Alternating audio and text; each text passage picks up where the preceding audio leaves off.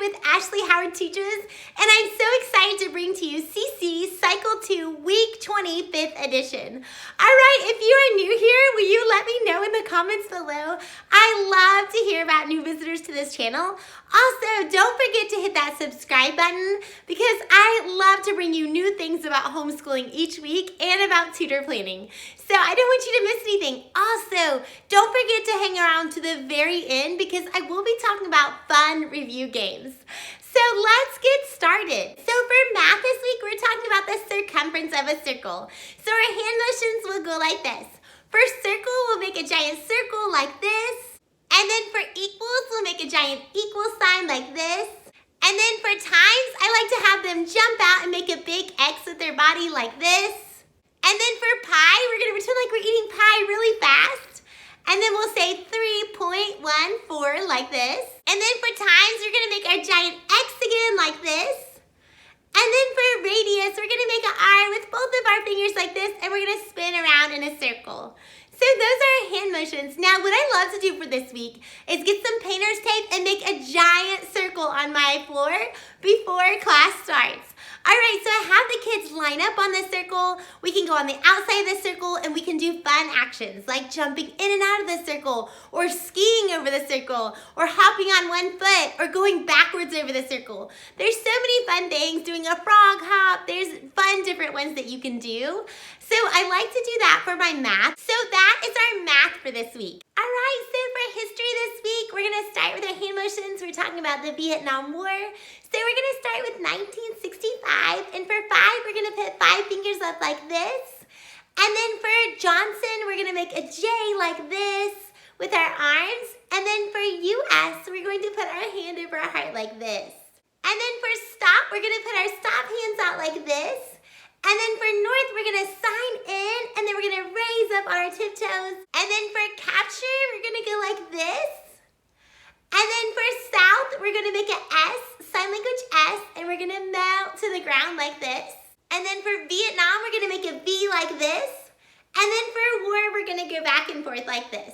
So those are our hand motions for history. So after we've gone through our hand motions a couple times, I'm gonna grab my parachute. Now I will link this down below in the description so you'll be able to find it there. But as we go through, we're gonna go, when we say north, we're gonna make it go up high. And when we say stop, we're gonna stop the parachute. And then when we say south, we're gonna go down low. So we'll go through that a couple times and that will make it a little more fun. Let's move on to science. So for science this week, we're going to be talking about Newton's second law of thermodynamics. And so we'll start with often. So we're gonna make a big O like this. And then for law, we're gonna put our gavel down like this. And then for entropy, we're gonna make an E like this. And then for second, we're gonna make a 2. And then for law, we're gonna hit our hands, again, like our gavel coming down.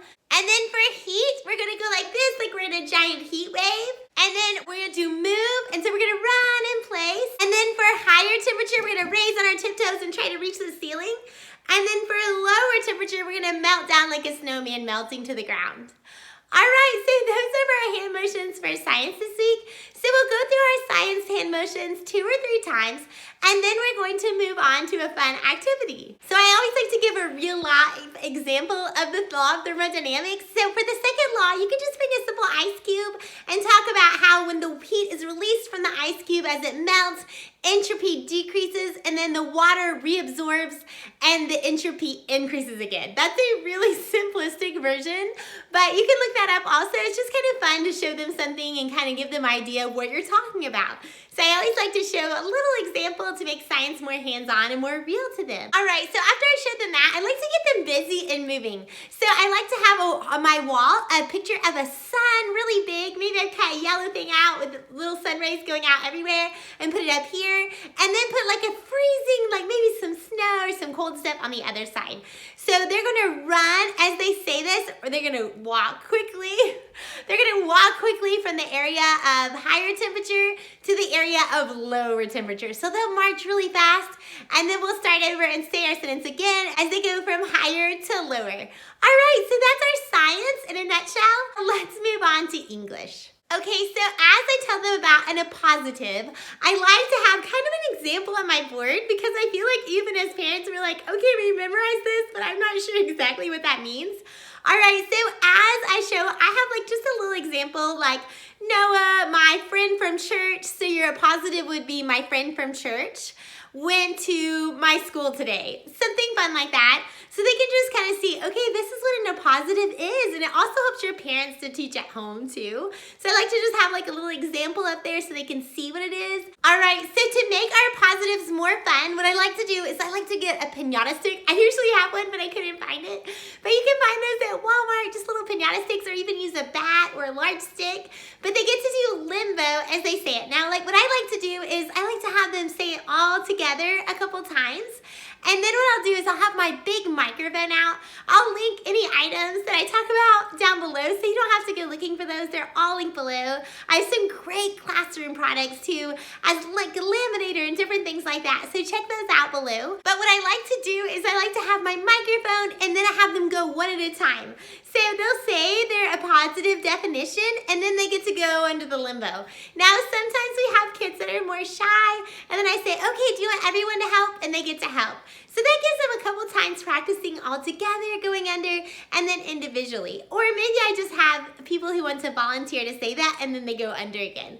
There's so many fun ways you can do it. Okay, so I'm just giving you all my samples for English this week. I also would sometimes like to use the Addams Family song. So it'll go something like this. A positive, a positive, a positive, a positive, a positive.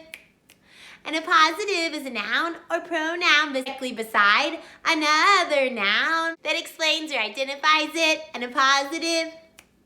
So that will be our fun little song that we can do, and you can even have them sing that as they go and do limbo underneath your stick that you use. All right, so those are some fun ways to do English. Let's move on to geography. Okay, so for our geography this week, our locations are really tiny, almost too tiny to put any manipulatives on, but I wanted to give you some ideas. I like to really dot these because it's so much easier than them trying to trace these little spaces, especially when you have little fingers that might have a hard time tracing those. I also like to draw it on my board in an enlarged fashion so that they can see it better and they can see the different locations. And then they can come up with a pointer hand and point to the different geography locations after we've gone through our map and kind of dotted these a couple times, just so I make sure that they know where these locations are, what they look like, and they're just a tiny bit bigger, so it makes it easier, especially for the younger ages. All right, so last we were talking about Latin, and we've already done this one last week, so this is super simple. So we go back to talking about perfect, and if we see the perfect present, what will we say? We'll say E, like that. I like to draw a present on my board and I put E right next to it, and I talk about, oh, what is the perfect present? And sometimes I like to get their examples just to have fun and keep them talking, like, what would be your perfect present?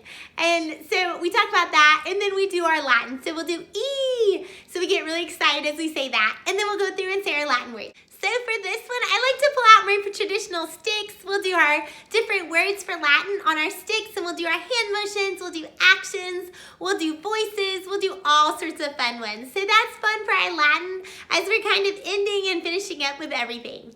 All right, so that is our new grammar. Let's move on to review.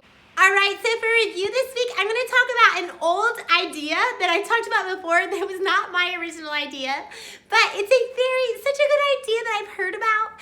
And then I'm going to show you the new twist to it that makes it so much easier to do. All right, so Stinky Feet is one that I found a long time ago. I have no idea where you even found it, but you have a big poster board, you draw a foot on there, and you draw on your Post-it notes all the different weeks, and then you put points underneath it, and as they pull it off, they get to see if they got negative or positive points.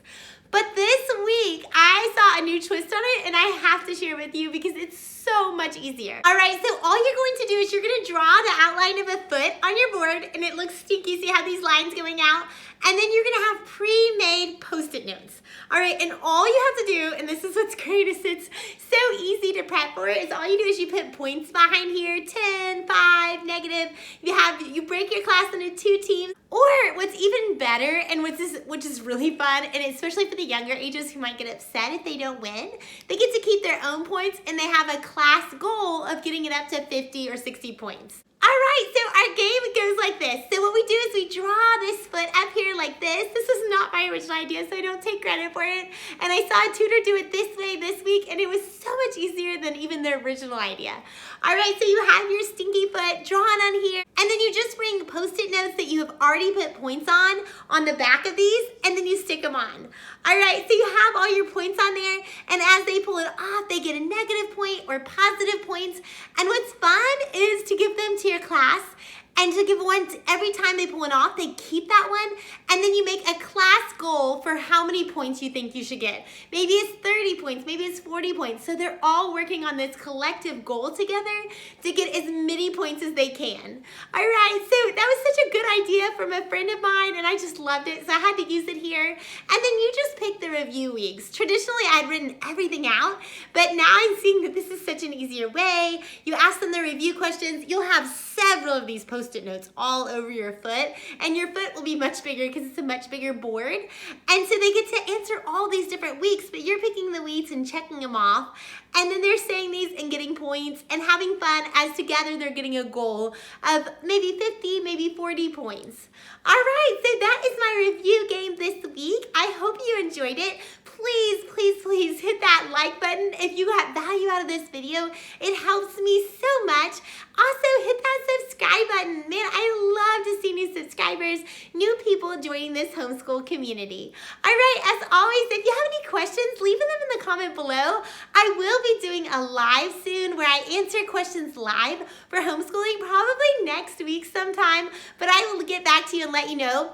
If you're looking for different Spanish curriculum or maybe math curriculum, I have videos up here that I've linked that you can check those things out too. All right, so thank you so much for stopping by. I will see you next time. Goodbye.